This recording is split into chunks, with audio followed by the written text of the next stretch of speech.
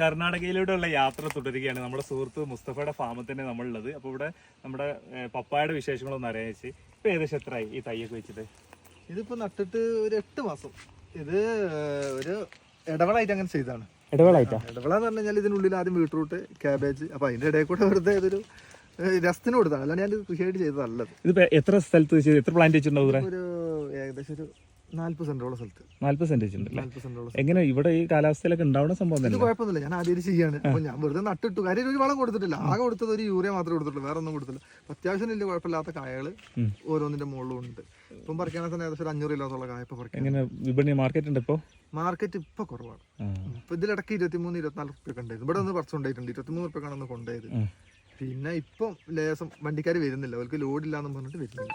അപ്പൊ അതിന്റെ ഒരു ഡിമാൻഡ് കുറവുണ്ടല്ലോ ഇപ്പൊ. പിന്നെ നമുക്ക് കൊണ്ടേ കൊടുത്ത സാധനം പോകും, അതിന് നേരം കിട്ടാതെ ബാക്കിയുള്ള കൃഷികളൊക്കെ കൂടി ചെയ്യുന്നുണ്ടല്ലോ, അപ്പൊ കൂടുതൽ ചെയ്യുന്ന സംഭവമാണ്. ഇത് ചെയ്യാൻ റിസ്ക് ഉള്ള കൃഷിയാണ്? പണിയില്ല, വളരെ സിമ്പിൾ ആണ്. വെറുതെ നട്ടിട്ടത്. ഇത് മറ്റേ ക്യാബേജ് ഇട്ടിരുന്ന സ്ഥലമാണ്. അപ്പൊ ക്യാബേജിന്റെ കൂട്ടത്തിൽ തന്നെ ഞാൻ ഇതിന്റെ ഇടയിൽ കൂടെ ഒരു 6 വെച്ചിട്ട് 6-8 ഇങ്ങനെ വെറുതെ ഓരോന്ന് നട്ടിട്ട്. ക്യാബേജിന്റെ പണി തീർന്നപ്പോഴത്തേക്കും ഇത് കായ്ക്കാൻ തുടങ്ങി. ഇപ്പൊ ആ ക്യാബേജിന്റെ കഴിഞ്ഞ ശേഷമാണ് ഇപ്പൊ ഇത് ഈ കോലത്തിലായിട്ടുള്ളത്. ഇത് ഏതാണ്?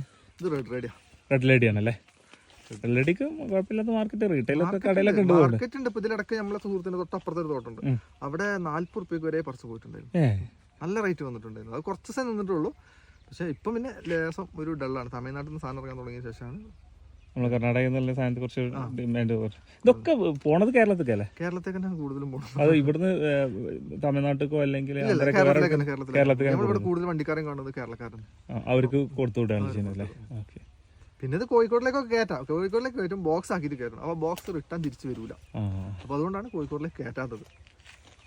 എല്ലാം കുഴപ്പമില്ലാത്തൊരു കൃഷി തന്നെയാണ് പപ്പായല്ലേ?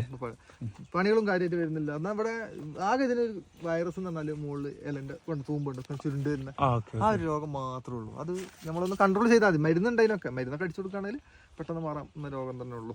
പക്ഷെ ഞാൻ മുമ്പ് ഒരിക്കൽ അട്ടപ്പാടി പോയ സമയത്ത് അവിടുത്തെ കർഷകൻ പറഞ്ഞത് അവിടുത്തെ കാലാവസ്ഥയിൽ ഇത് സെറ്റ് ആവണില്ല, ഒരുപാട് വളങ്ങൾ കൊടുത്തിട്ട് ഒരു റിസൾട്ടും ഇല്ല എന്ന് പറഞ്ഞു. ചുരുണ്ട് പോവുക, കുത്തു വരിക, കാര്യങ്ങൾ പറയും. പക്ഷെ ഇവിടുത്തെ പപ്പായൊക്കെ നല്ല വൃത്തിയാണുണ്ട് കൊണ്ട് ഇവിടുത്തെ മണ്ണിന്റെ ഒരു കാലാവസ്ഥ റിസൾട്ട് ആയിരിക്കും അല്ലേ?